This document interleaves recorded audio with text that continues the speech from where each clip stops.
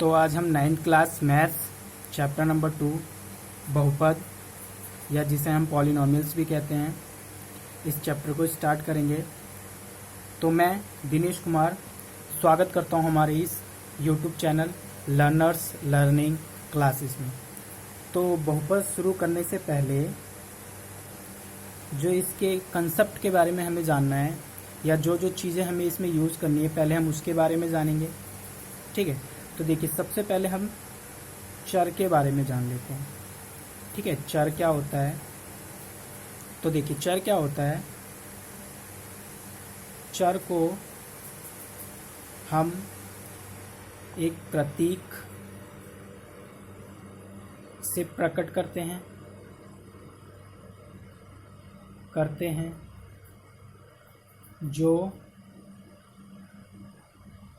कोई भी वास्तविक मान धारण कर सकता है,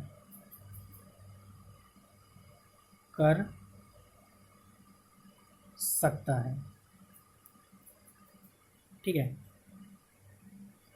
हम चर अक्षरों x, y, z इत्यादि से दर्शाते हैं। ओके, तो देखिए सिंपली चर क्या होता है। चर एक प्रतीक होता है, एक सिंबल से हम उसको दिखाते हैं x, y, z, या कुछ केस में आपको ये अलग अल्फ़ाबेट सीरीज से भी दिखेंगे। p भी हो सकता है, q भी हो सकता है, ठीक है। तो इस टाइप के भी हो सकते हैं। तो वो सारे हमारे क्या कहलाते हैं? चर कहलाते हैं। और दूसरा इसमें जो हमें पढ़ना है अचर।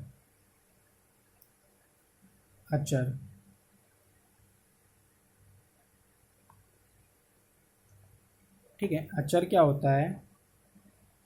देखिए कोई भी संख्या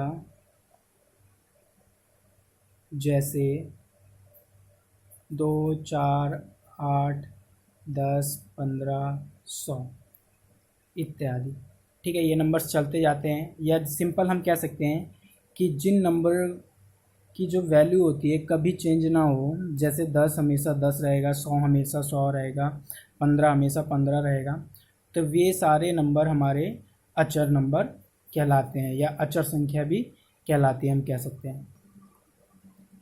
अब देखिए उसके बाद एक अचर और चर के मिलने से एक विजय व्यंजक का निर्माण होता है। ठीक है, देखिए जैसे कि मान लीजिए हमने 2x ले लिया, 3x ले लिया, -x ले लिया, या -1/2x ले लिया। ये सब क्या है? हमारे विजय व्यंजक। अब देखिए विजय व्यंजक क्या होते हैं। यह सभी व्यंजक एक अचर इनटू एक चर के रूप के होते हैं, ठीक है। अब देखिए क्या होता है इसमें कि एक अचर और एक चर मिलकर एक विजय व्यंजक बनाते हैं, ठीक है। और फिर उसके बाद जो हमें इसमें आगे पढ़ना है, जो आगे यूज़ होगा वो मैं बताता हूँ। पूर्ण संख्या, ठीक है, पूर्ण संख्या। अब देखिए पूर्ण संख्या क्या होती है। जैसे हमारा प्राकृतिक संख्या होती है 1, 2, 3, 4, 500 और सेम इसी प्रकार से होता है। बट पूर्ण संख्या में डिफरेंस क्या होता है प्राकृतिक संख्या के मुकाबले, कि हम प्राकृतिक संख्या के आगे एक नंबर को और ऐड कर देते हैं 0, तो ये पूरे नंबर्स हमारे क्या बन जाते हैं? एक पूर्ण संख्या। ओके, अब देखिए पूर्ण संख्या के बाद अब इन तीनों के कॉम्बिनेशन से एक बहुपद का निर्माण होता है। ठीक है, कैसे होता है वो देखिए। अब आगे देखिए क्या होता है कि एक अचर इंटू चर, ठीक है, एक का चर इंटू चर, और उसकी जो पावर होगी एक पूर्ण संख्या। ठीक है, अब देखिए क्या होता है कि जब भी ये तीनों का कॉम्बिनेशन होता है तो उन तीनों के मिलने से एक बहुपद का निर्माण होता है। ठीक है, तो वही बहुपद के बारे में हमें अब जानना है। ठीक है, अब उससे पहले देखिए और भी जो छोटी छोटी चीज़ें हैं जो इसमें यूज़ होने वाली हैं उसके बारे में भी मैं बता देता हूँ। तो हमें इसमें एक पढ़ना है एक चर वाला बहुपद, एक चर वाला बहुपद। अब देखिए एक चर वाले बहुपद क्या होता है। फॉर एग्ज़ाम्पल मैंने एक विजय व्यंजक लिया है 3 x cube minus x square plus 4x plus 7। अब देखिए इसमें चर x में एक बहुपद है।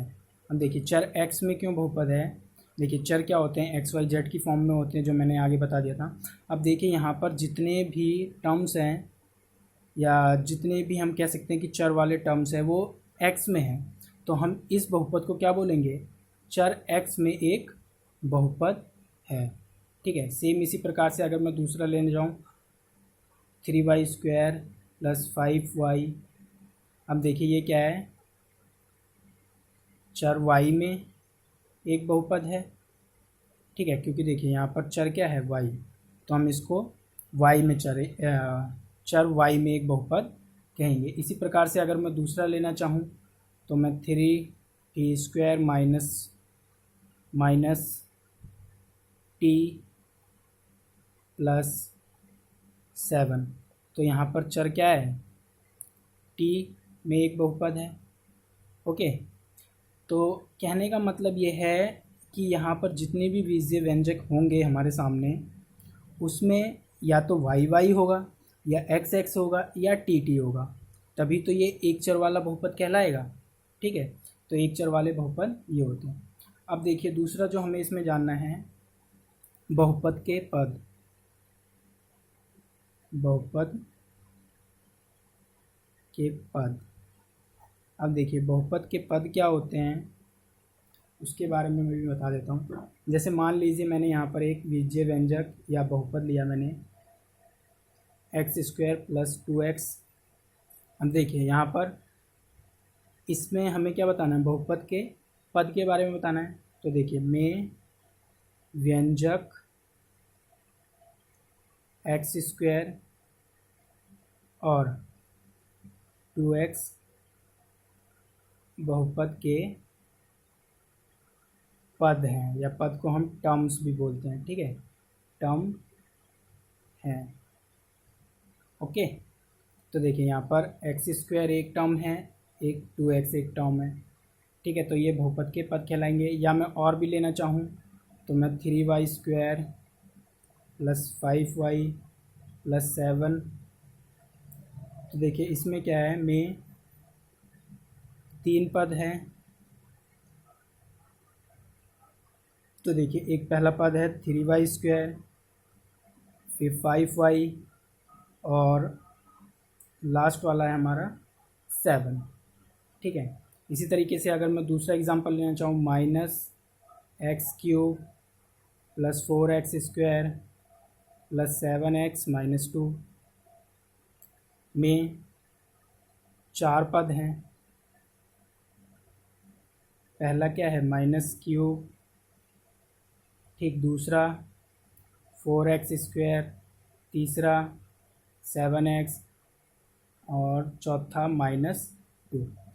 ठीक है, तो ये सब हमारे क्या कहलाते हैं, बहुपद के पद कहलाते हैं। देखिए पहला पद ये हो गया, दूसरा ये, तीसरा ये और चौथा ये। एक बात और बता दूं, जब तक कि उसके बीच में प्लस या माइनस का साइन नहीं आता वो एक टर्म कहलाएगी। कैसे, अगर मान लीजिए मैं ये x 2x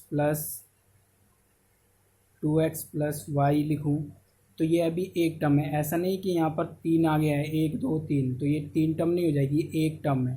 ठीक है, अगर मैं ऐसे लिखूं कि 2xy प्लस 2। अब देखिए इसमें दो टर्म हो गए, एक टर्म ये वाला हो गया और एक टर्म ये वाला। जब तक उसके बीच में कोई एक प्लस या माइनस का साइन नहीं आता है, जब तक वो सारी टर्म में एक टर्म रहती है। अब देखिए जैसे मान लीजिए यहाँ पर ये प्लस प्लस और ये माइनस, ये नहीं आते साइन और ये सारे एक साथ में लिखे होते हैं, तो ये सारे एक टर्म कहलाते। ठीक है, तो टर्म को कौन अलग करता है? प्लस या माइनस का साइन उस टर्म को अलग करता है। देखिए जैसे यहाँ पर एक्स स्क्वायर फिर +2, 3y² + 5y + 7, तो देखिए एक टर्म ये, एक टर्म ये और एक टर्म ये, इसी तरीके से एक टर्म ये, एक टर्म ये, एक टर्म ये, एक टर्म ये। ठीक है, तो इस प्रकार से तो समझ में आ गया बहुपद के पद आप लोगों को। अब देखिए अगली चीज़ जो हमें जाननी है वो जाननी है बहुपद के गुणांक। तो देखिए बहुपद के गुणांक क्या होते हैं मैं ये बता देता हूँ आप लोगों को।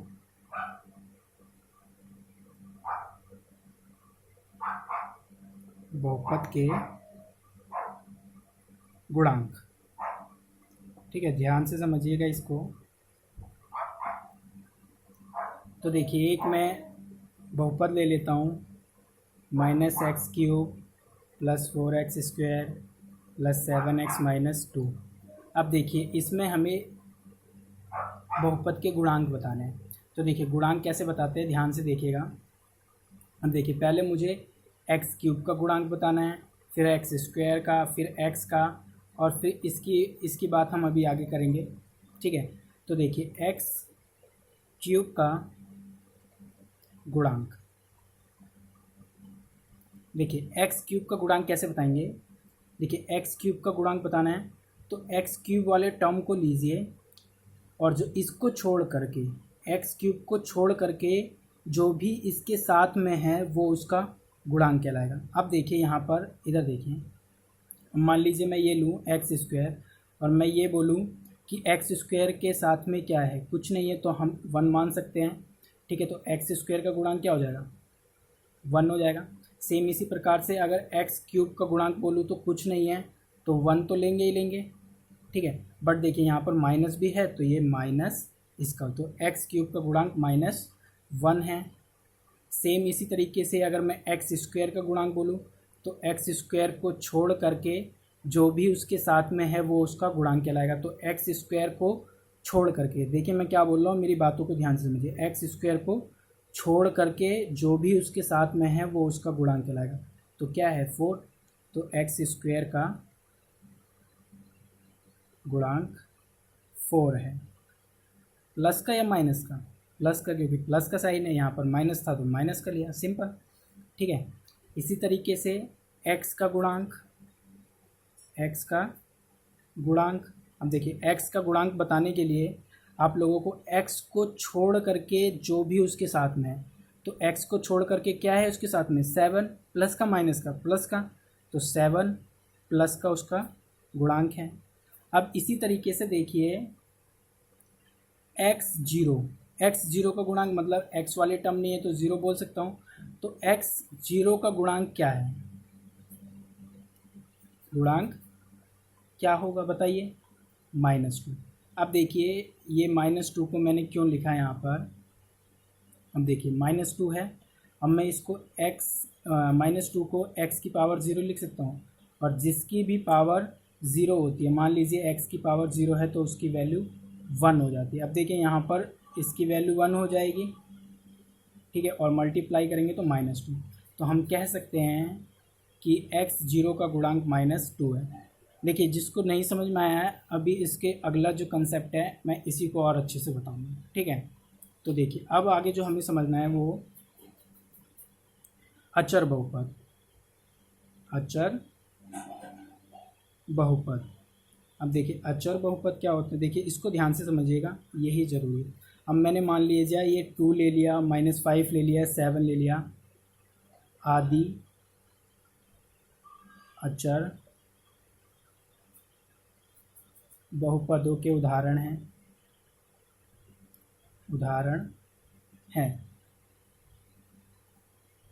ठीक है, अचर बहुपद को शून्य बहुपद भी कहते हैं, बहुपद भी कहते हैं। देखिए शून्य बहुपद क्यों कहते हैं हम इसको, अब मैं ये समझाता हूँ आपको। जैसे मान लीजिए मैंने यहाँ पर 2 लिया है, तो मैंने 2 यहाँ पर लिया। अब देखिए 2 को मैं क्या लिख सकता हूँ, x की पावर 0 लिख सकता हूँ 2 को। अब देखिए जब मैंने x की पावर इसको 0 लिखा, तो यहाँ पर x0 का गुणांक क्या होगा, x0 का गुणांक क्या होगा, 2 होगा। जैसे अभी -2 वाले का सेम समझाया था, सेम यही है। ठीक है, अब देखिए मैंने -5 लिया। अब देखिए -5 को मैं क्या लिख सकता हूँ, x0 लिख सकता हूँ, उसकी पावर x0, तो -x0। तो 0 का गुणांक यहाँ पर क्या हो जाएगा, x0 का गुणांक -5। बताया था ना गुणांक कैसे चेक करते हैं, जिसका गुणांक देखना होता है उसको छोड़ करके जो भी उसके साथ में होता है। तो देखिए x0 का गुणांक देखना है, तो इसको छोड़ करके जो भी इसके साथ में होगा वो उसका गुणांक हो जाएगा। तो इसको छोड़ करके -5 है, तो -5 इसका गुणांक हो जाएगा, सिंपल। ओके, अब देखिए अगला, अगर मैं 7 लिखूँ तो 7 को भी मैं ऐसे ही लिख सकता हूँ। तो यहाँ पर x0 का गुणांक क्या हो जाएगा, 7 हो जाएगा, सिंपल। ठीक है, तो इतना था अचर बहुपद का कॉन्सेप्ट। अब देखिए जो हमें आगे जानना है बहुपद। अब हम देख लेते हैं कि हमारा बहुपद किस किस प्रकार का दिख सकता है हमें और किस किस प्रकार का नहीं दिख सकता। तो दोनों के बारे में मैं बताऊंगा। तो बहुपद, अब देखिए जैसे मान लीजिए मैंने 2x² + 6x + 2 लिया एक, या मैंने 6x + 7 लिया। ठीक है, अब देखिए बहुपद होने के लिए क्या क्या होना ज़रूरी है, मैंने बताया है आपको। एक उसमें अचर वैल्यू होनी चाहिए, अचर वैल्यू है। एक चर होनी चाहिए, चर वैल्यू भी है। बाकी तीसरी चीज़, और उसकी जो घात होनी चाहिए वो क्या होनी चाहिए, एक पूर्ण संख्या होनी चाहिए। तो देखिए इसकी घात पूर्ण संख्या है, इस वाले की भी एक पूर्ण संख्या, कुछ नहीं है तो 1 तो होगी। ठीक है, तो 1 है, इसकी 2 है। और हमारी जो पूर्ण संख्या है वो कैसी होती है, 0 1 2 3 4 सोन इत्यादि, इन्फिनिटी तक चलती रहती है। तो देखिए यहाँ पर अचर है, चर है, और उसकी पावर एक पूर्ण संख्या है। ठीक है, तो यहाँ पर भी देखिए एक पूर्ण संख्या है और यहाँ पर भी एक पूर्ण संख्या है। इसको मैं कैसे लिख सकता हूँ, 2x0 लिख सकता हूँ ना। ठीक है, वही अचर बहुपद वाला कंसेप्ट। ठीक, तो यहाँ पर देखिए ये, और यहाँ पर भी ये, तो ये सब हमारे क्या है, एक बहुपद है। क्यों हमारे बहुपद है, हम लिखेंगे क्योंकि चर की प्रत्येक घात एक पूर्ण संख्या है। ओके, ये कंडीशन बहुत ज़रूरी है, ये कंडीशन, ये पूर्ण संख्या वाली।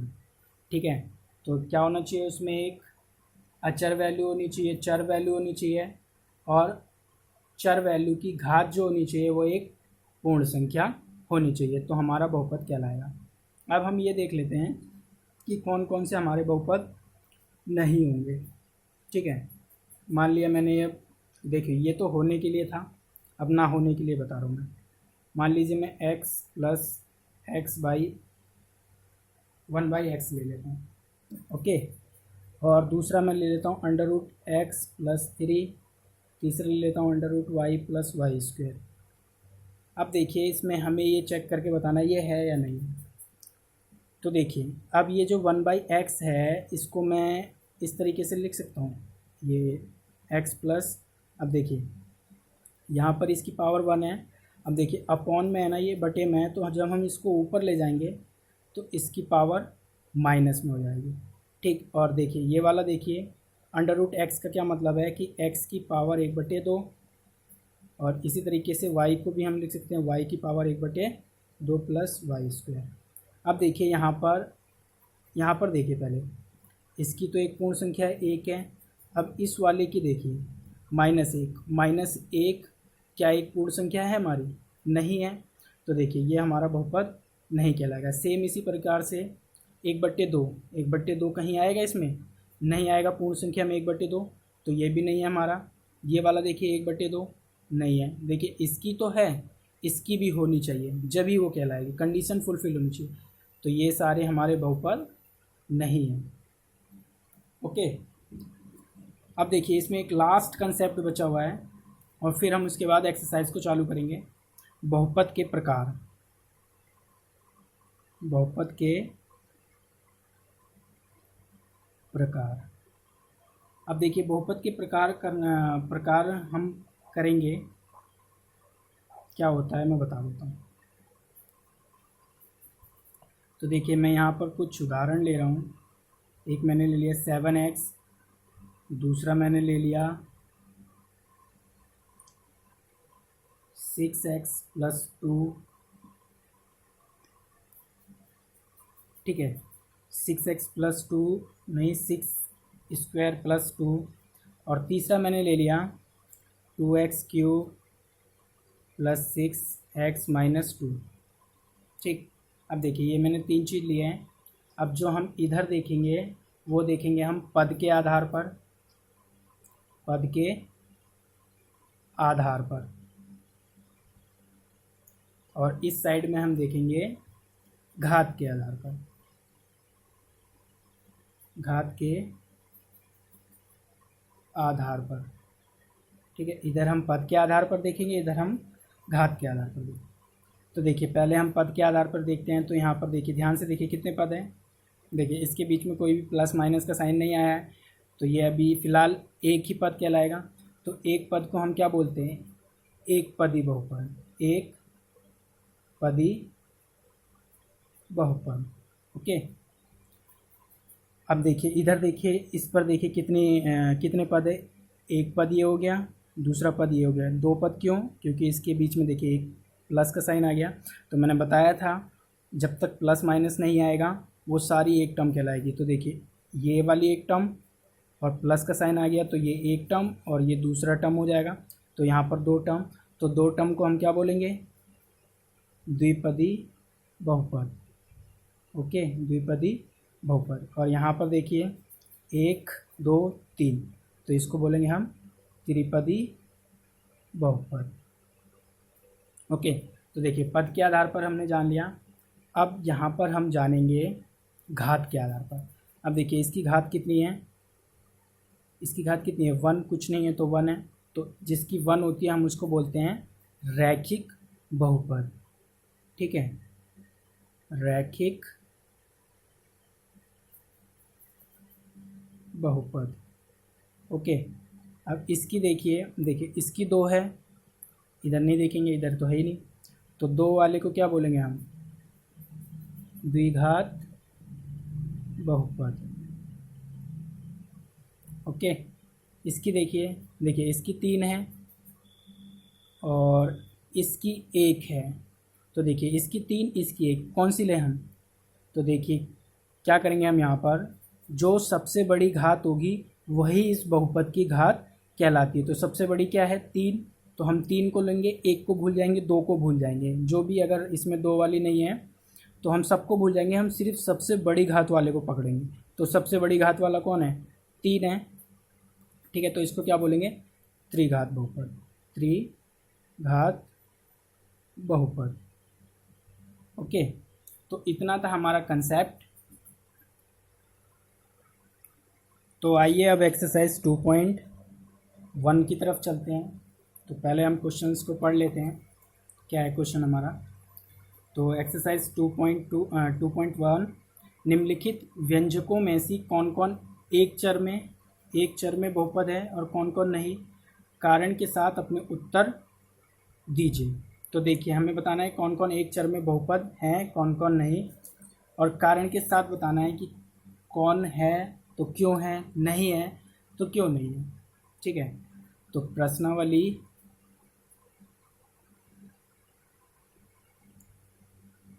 2.1, ठीक है, क्वेश्चन नंबर 1। तो देखिए पहला क्वेश्चन है हमारा 1 का फर्स्ट, 4x² - 3x + 7। अब हमें बताना है कि कौन कौन एक चर में बहुपद है या नहीं। तो एक चर से क्या मतलब है कि उस बहुपद में सिर्फ एक ही चर होना चाहिए, या तो xx या तो वाई वाई या तो जेड जेड या कोई और दूसरा अल्फ़ाबेट है तो वही वाले अल्फ़ाबेट सिर्फ होने चाहिए। तो देखिए यहाँ पर भी एक्स, यहाँ पर भी एक्स, तो सिर्फ यहाँ पर एक्स है, तो ये एक चर में तो है। पर अब हमें ये देखना है कि क्या ये वाक्य में ही बहुपद है। तो बहुपद देखने के लिए क्या करना पड़ता है, 3 चीज़ों का होना ज़रूरी है। क्या क्या, एक अचर, चर और चर की जो पावर होनी चाहिए वो एक पूर्ण संख्या। तो देखिए यहाँ पर जो पावर है एक पूर्ण संख्या है, +2 क्या होती है पूर्ण संख्या, 0 1 2 3 4 सो ऑन। इसी तरीके से हमारे ये नंबर्स चलते जाते हैं। तो देखिए 2 एक पूर्ण संख्या है, इसकी कुछ नहीं है तो 1 मान सकते हैं, 1 भी एक पूर्ण संख्या है, 2 भी एक पूर्ण संख्या है, तो ये हम क्या बोलेंगे, यह है एक चर में बहुपद है क्योंकि चर की प्रत्येक घातांक एक पूर्ण संख्या है। ठीक है, देखिए ये ज़रूरी होता है कोई भी बहुपद होने और ना होने के लिए, एक पूर्ण संख्या। ठीक है, तो पूर्ण संख्या होना बहुत ज़रूरी है। ओके, और दूसरा है हमारा y² + √2। ठीक, तो देखिए अब यहाँ पर हमें पहले ये देखना है कि क्या एक ही चर है उसमें, तो हाँ जी हाँ, यहाँ पर सिर्फ y है। अब y है तो y की हमें घात देखनी है, अगर पूर्ण संख्या होगी तो यह भी एक चर में बहुपद होगा, नहीं होगी तो नहीं होगा। तो देखिए चर एक है y सिर्फ, और उसकी जो पावर है 2 है, 2 एक पूर्ण संख्या है, तो हम लिखेंगे यह एक चर में बहुपद है क्योंकि चर की प्रत्येक घातांक एक पूर्ण संख्या है। ओके, तो देखिए तीसरा देखिए 3 √t + t√2। अब देखिए यहाँ पर चर देखिए पहले, हाँ जी t है, एक चर तो है। अब देखिए ये बहुपद है या नहीं, उसके लिए क्या उसकी पावरें देखनी पड़ती है। तो देखिए इसको मैं ऐसे लिख सकता हूँ, t की पावर 1/2 प्लस ये वाला t तो ऐसे ही रहेगा, इसकी तो 1 है, कुछ नहीं है तो 1 है। तो देखिए इसकी 1/2 है, इसकी 1 है, तो जितने भी चर होंगे उसमें सबकी जो पावर होनी चाहिए वो एक पूर्ण संख्या होनी चाहिए। तो देखिए यहाँ पर तो 1 है पर यहाँ पर नहीं है, तो हम लिखेंगे यह एक चर में बहुपद नहीं है क्योंकि चर की प्रत्येक घातांक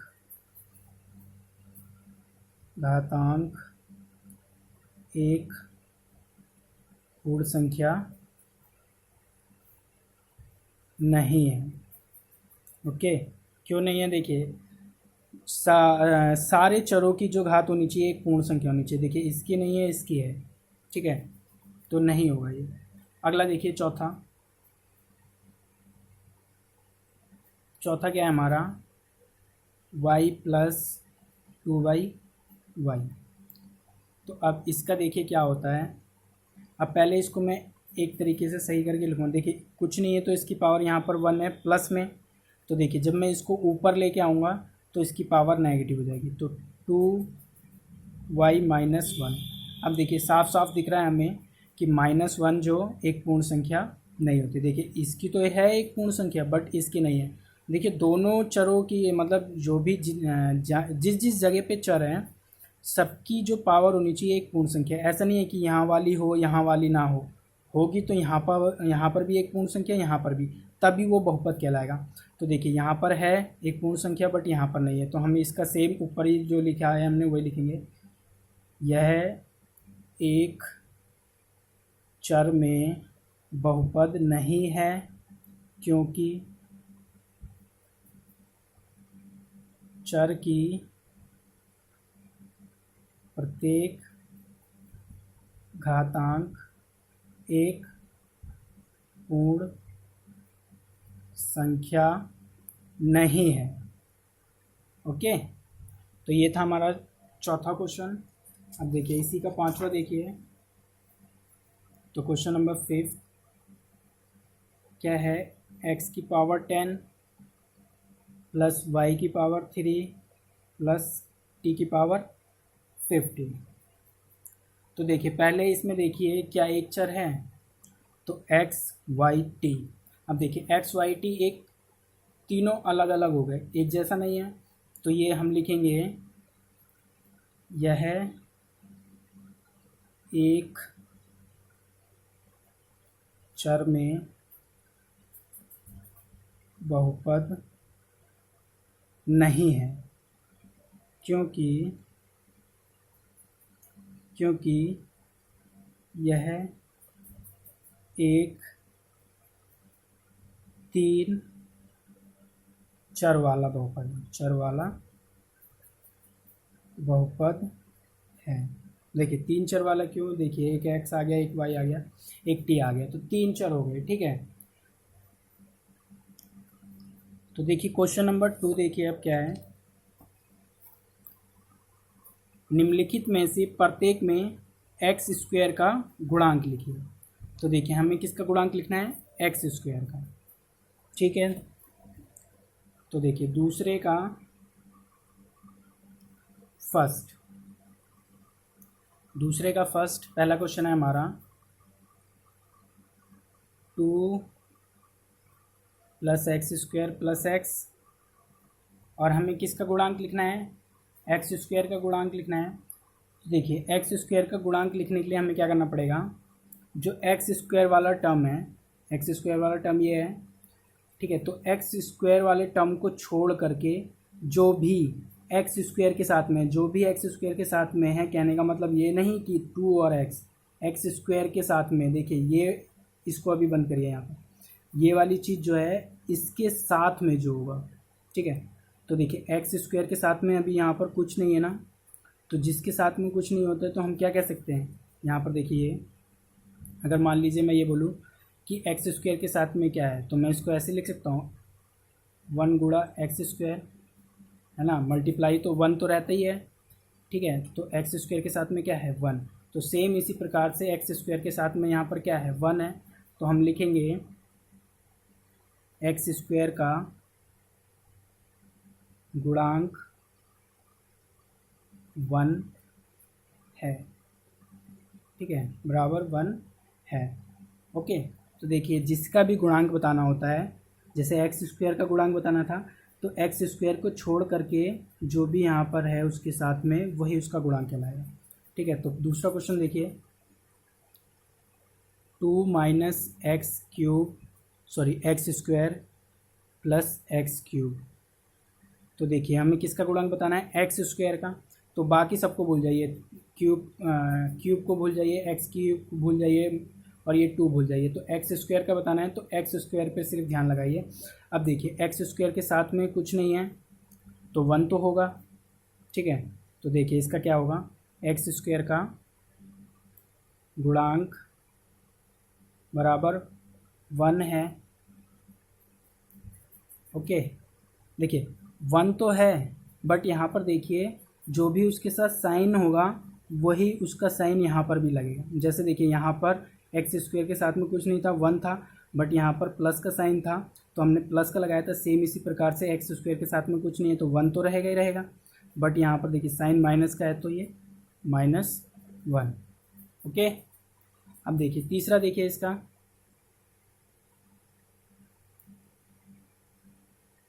π/2 एक्स स्क्वायर प्लस एक्स।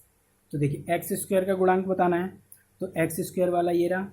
अब देखिए एक्स स्क्वायर के साथ में जो कुछ भी है वो उसका गुणांक कहलाएगा। तो एक्स स्क्वायर ये है, ठीक है। अब देखिए इसके साथ में क्या है, ये पाई/2, तो यहाँ लिखेंगे एक्स स्क्वायर का गुणांक बराबर पाई/2 है। ओके, जिसका भी बताना होता है एक्स स्क्वायर का बताना है तो एक्स स्क्वायर को छोड़ करके जो भी उसके साथ में होगा वो उसका गुणांक कहलाता है, ठीक। तो ये अगला देखिए, लास्ट पार्ट देखिए इसका, फोर्थ है हमारा 2√x - 1। और देखिए यहाँ पर एक्स स्क्वायर का गुणांक बताना है, तो देखिए एक्स स्क्वायर वाला टर्म जो है वो यहाँ पर नहीं है। तो देखिए मैं क्या कर सकता हूँ, इसमें हम लिखेंगे इसको -1 + 0 × एक्स स्क्वायर कर सकता हूँ, ठीक है। ऐसे लिख सकता हूँ क्योंकि देखिए ये इससे मल्टीप्लाई होगा, ये 0, तो इस पर कोई फ़र्क नहीं पड़ेगा, ठीक है। तो देखिए यहाँ पर एक्स स्क्वायर का गुणांक बराबर, देखिए एक्स स्क्वायर के साथ में क्या है, 0 है, तो 0। या देखिए ये सिंपल सा हम ऐसे कह सकते हैं कि एक्स स्क्वायर वाला टर्म नहीं है तो इसलिए हम सीधा 0 लिख सकते हैं, ऐसा हमें करने की ज़रूरत ही नहीं पड़ेगी। ओके, अब देखिए नेक्स्ट क्वेश्चन देखिए इसका, क्वेश्चन नंबर 3। तो देखिए क्वेश्चन नंबर 3 में क्या बताना है, 35 घात के द्विपदी और 100 घात के एक पदी का एक एक उदाहरण दीजिए। देखिए 35 घात होने चाहिए पर उसमें 2 पद होने चाहिए, और 100 घात होने चाहिए और उसमें एक पद होना चाहिए, ठीक है। तो ये बताना है। तो देखिए ये तो सिंपल है। देखिए तीसरा लिया मैंने, तो पहले में क्या बताना है, 35 घात के 2 पद, मतलब घात 35 होनी चाहिए और पद उसमें 2 होने चाहिए। तो मैंने x की पावर 35 ले ली सिंपल, और पद कितने होने चाहिए थे, 2, तो +2 ले लिया, 2 पद हो गए। एक एक का है तो हम ऐसे बहुत सारे उदाहरण दे सकते हैं। देखिए एक मैं ये भी लिख सकता हूँ, ठीक है। देखिए घात 35 है और पद 2 है, ठीक है। तो ये एक एक बोला था मैंने, 2 दे दिए। और दूसरे में इसने कहा है कि 100 घात के एक पदी का एक उदाहरण दीजिए। तो देखिए 100 घात के, तो घात कितनी होनी चाहिए, 100, तो मैंने ले लिया y की पावर 100 और पद एक ही होनी चाहिए, तो ये हो गया। या मैं दूसरा कह सकता हूँ कि 100 y की पावर 100, ठीक है, एक पद है पर उसकी घात कितनी है, 100, ठीक है, सिंपल। तो अगला देखिए क्वेश्चन नंबर 4 इसका। तो क्वेश्चन नंबर 4 में क्या है, देखिए निम्नलिखित बहुपदों में से प्रत्येक बहुपद की घात लिखनी है, ठीक है। निम्नलिखित बहुपदों में से प्रत्येक बहुपद की घात लिखिए। तो देखिए क्वेश्चन नंबर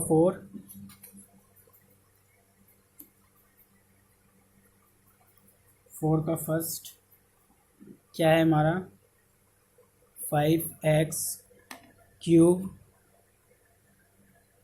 + 4x² + 7x।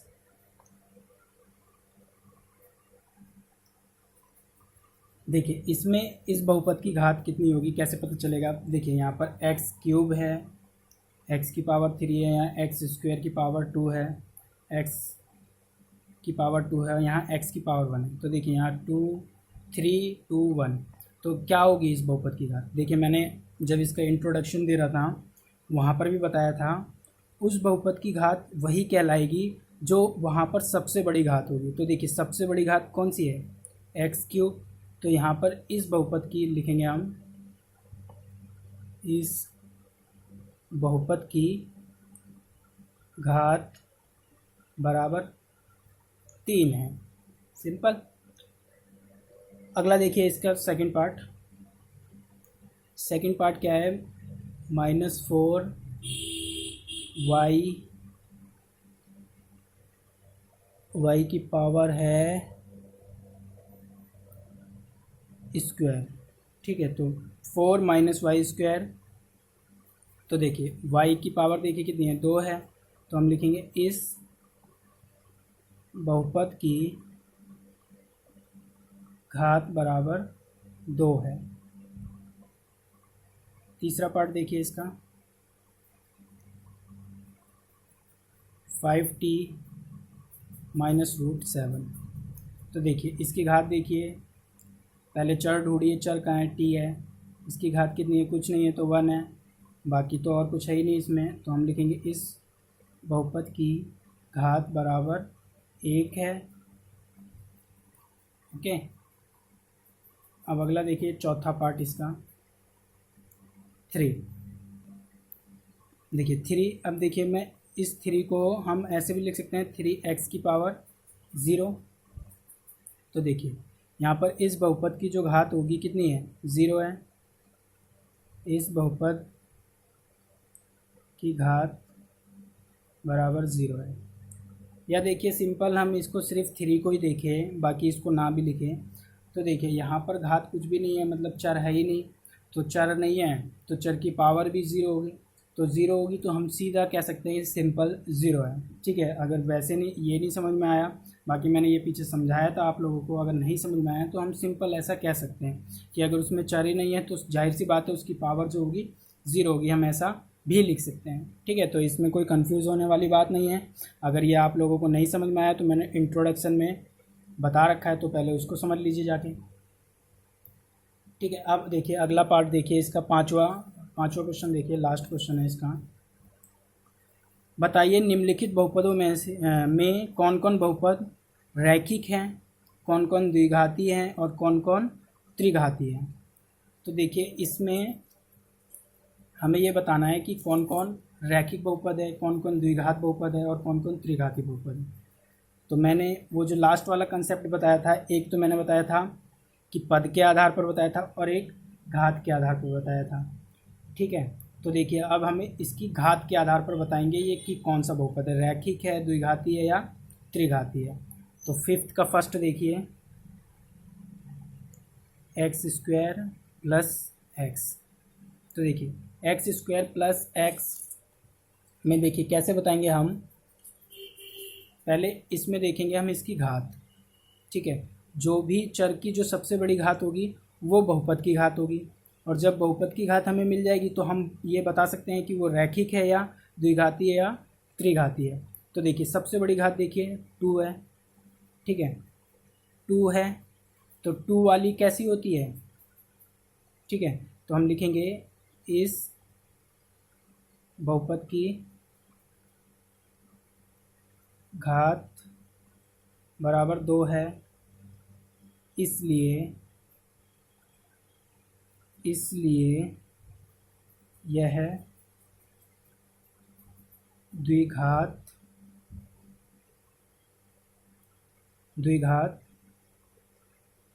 बहुपद है। ठीक है, देखिए इसकी घात 2 है इसलिए द्विघात बहुपद होगा।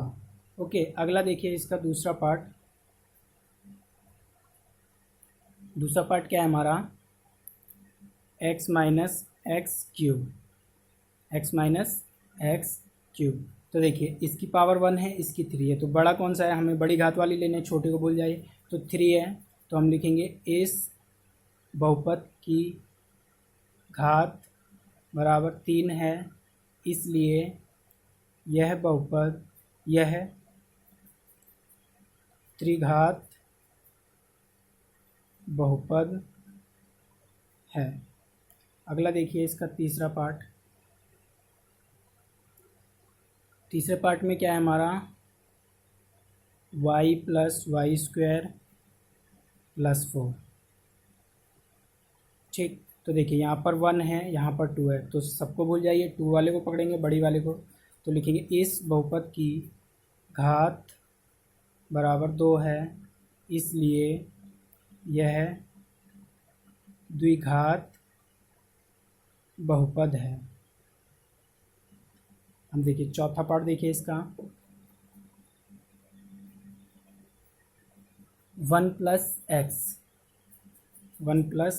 एक्स। तो देखिए x है, उसकी घात कुछ नहीं है तो 1 होगी, और जिसकी घात 1 होती है, मैंने कंसेप्ट में भी बताया था, उसको क्या बोलते हैं, रैखिक बहुपद। तो लिखेंगे इस बहुपद की घात बराबर 1 है, इसलिए यह रैखिक बहुपद है। ओके, अब देखिए इसका अगला पार्ट देखिए, फिफ्थ। तो फिफ्थ पार्ट में है 3t। तो देखिए t की पावर कितनी है, 1 है, तो इसमें भी लिखेंगे इस बहुपद की घात बराबर 1 है, इसलिए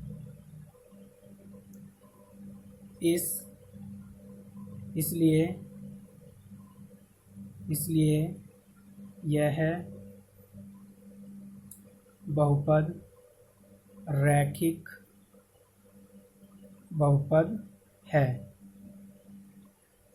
सिक्स पार्ट देखिए इसका, आर स्क्वायर। तो देखिए इसकी घात कितनी है, 2 है, तो क्या होगा, द्विघाती। इस बहुपद की घात बराबर 2 है, इसलिए यह द्विघात बहुपद है। देखिए लास्ट पार्ट देखिए इसका, 7x3। ठीक, तो देखिए इसमें क्या लिखेंगे हम, इस बहुपद की घात बराबर 3 है, इसलिए यह त्रिघात बहुपद है।